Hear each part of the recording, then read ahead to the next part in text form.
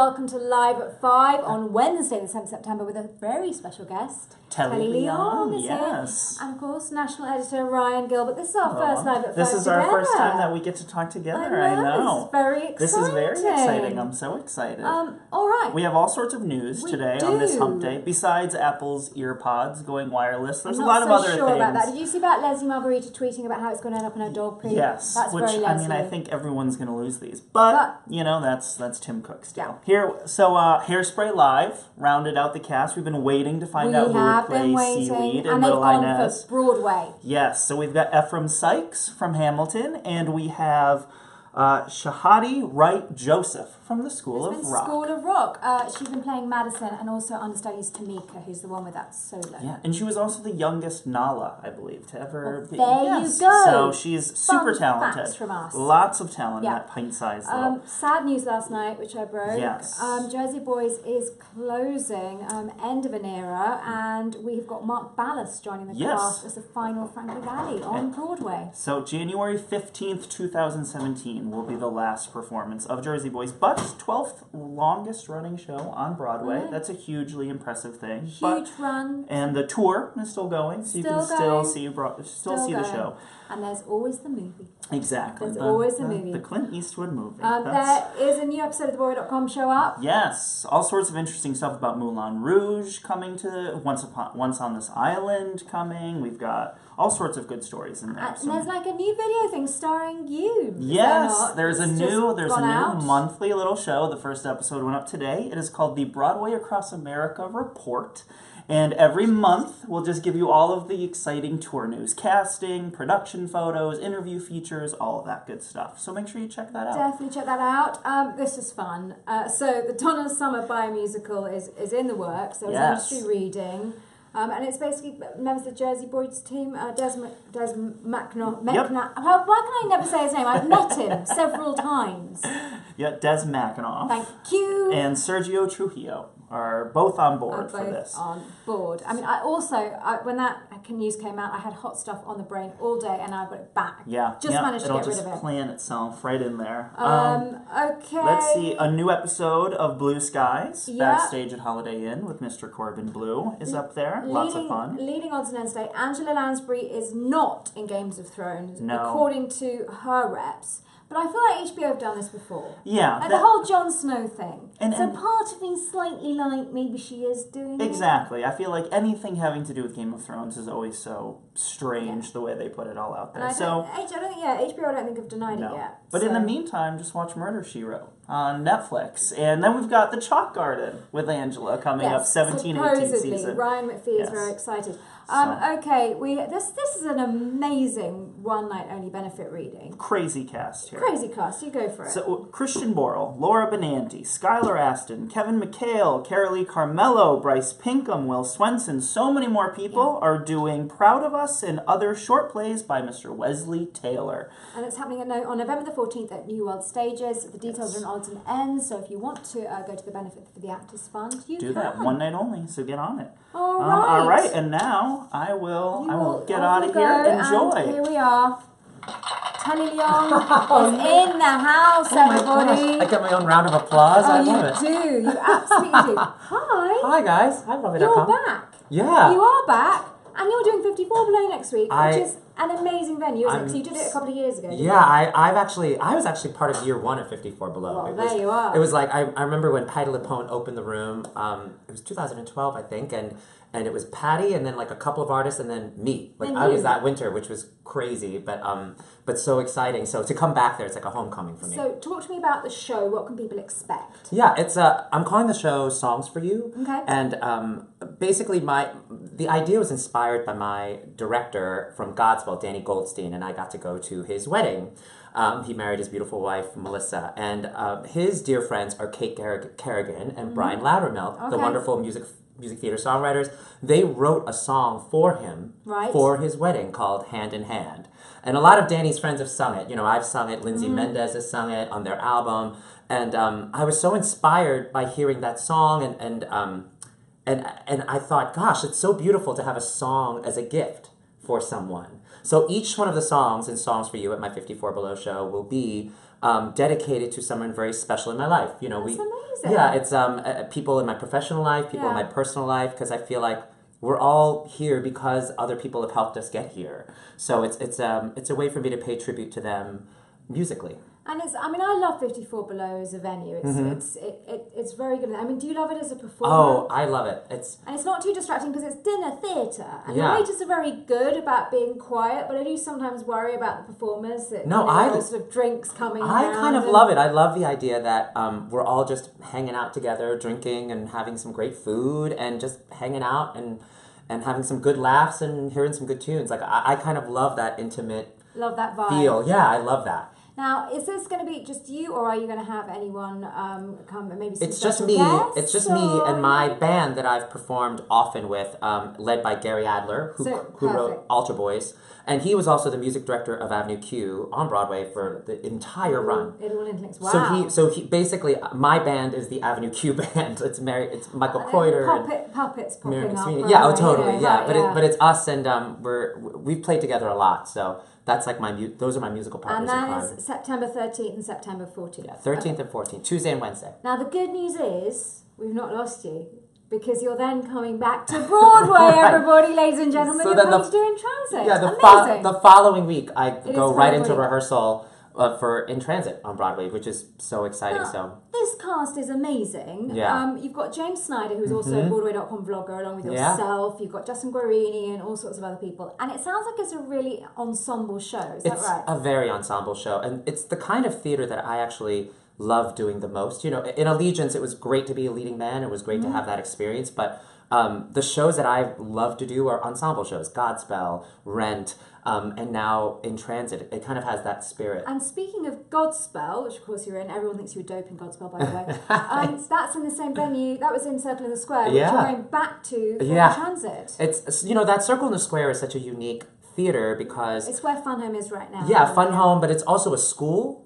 And it's kind of its own thing. It's not a Schubert house or a Drew Jansen house or a Niederlander house. It's its own entity. And so I know all of those guys so well, the crew guys and the house staff and the people working the box office. So I'm excited to go home to those guys. And you're in the round, yeah. aren't you? I mean, well, Godspell's in the round. I actually think this show's going to be 3/4. Right. Like if you guys saw Spelling Bee there, like that was 3/4. Fun Home is, I think, as well. Fun Home is real. I think Fun Home is actually in the round. It's Yeah. all the way around. Oh well. Yeah. It's been a long time since I thought. But that's what I kind of love about that space. That I've seen so many plays there. Metamorphosis I remember seeing there, and and it's such a great space that's so flexible. Directors and artists use it in such a different way. So. Right, so I've now been asked by Liam, what do you prefer, Broadway or off-Broadway? Oh gosh, that's a good question. I don't know. Your friend George Takei is about to do off-Broadway, He is. He's about to do Pacific Overtures. You're going to go have a look at that. Of course, I'm going to be there cheering him on for sure. And that show was very special to me because it was my second Broadway show.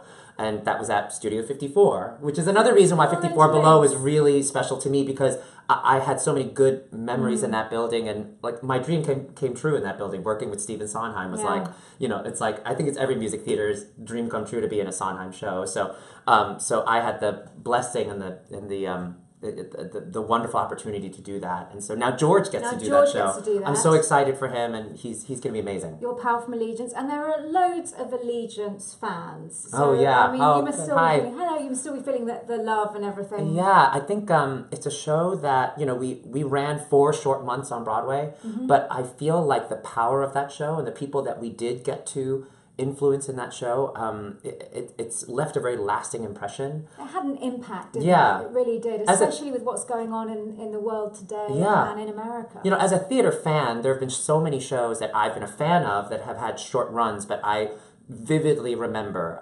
Sideshow was one of those shows. The original Sideshow with Alice Ripley and Emily Skinner, that had a short run, but left an impression on me. And Scottsboro Boys and Triumph of Love, because I'm a big Betty Buckley fan. So, those shows had short runs, but I remember them so vividly in my memory, and I think Allegiance is one of those shows too. Now, William wants to know what your favourite Broadway show is. Oh, gosh. Can't pick Allegiance, we've just been talking about. It has to be Rent. And I think it's because I saw it. I saw it when I was 16 years old, and I was one of those kids that slept with the bums on 41st Street for my $20 You're in New York, ticket. aren't you? Born and raised New Yorker. And so I remember seeing that show at 16 and crying uncontrollably because this score just washed over me. And then 10 years later, I actually got to do the show. And I remember the first night I stood on that line to sing Seasons of Love, and I looked down at the front row where my $20 seat was 10 years ago, and like there's some kid looking up at me like this, and I'm like, oh my gosh, I can't believe I'm in this show. Did you manage to keep it together? I think I might have started bawling my eyes out. I did. That first night I was very emotional singing that song. And the other times that I always felt very emotional singing that was whenever Jonathan's parents were in the house. When Nan and Pop were in the house, and their seats were always right in front of my spot during Seasons of Love. So like that's who I was singing to, every night. So when they were there, and they often came to the show. So it was very special. Now, Christine wants to know, how did you get involved with coaching students with MTCA? Oh yeah, I love teaching, and I think the love of that and realizing that I love teaching actually started when I coached the students for the Jimmy Awards, which happen every year. Very prestigious. Yeah. And we always put videos up. There are amazing videos on YouTube. After you've watched this, go on a YouTube spiral of the Jimmy Awards. It's amazing. For those of you who don't know what the Jimmy Awards are, it's the best of the best high school students all over the country. And every year they come to New York City and they get to compete for a scholarship. One male student and one female student wins a scholarship to the college of their choice. And they're coached by Broadway performers. And the year that I did it, the first year that I did it, PBS came and did a documentary called Broadway or Bust. And if you go on PBS.org, you can actually still watch the documentaries today. But it was the first time that I got to watch myself teach. And I said, oh my gosh, like I'm actually good at that. And I think it's strange. I think watching that was very life-changing for me, to watch myself coach another student. And I think I've realized I would love to retire teaching.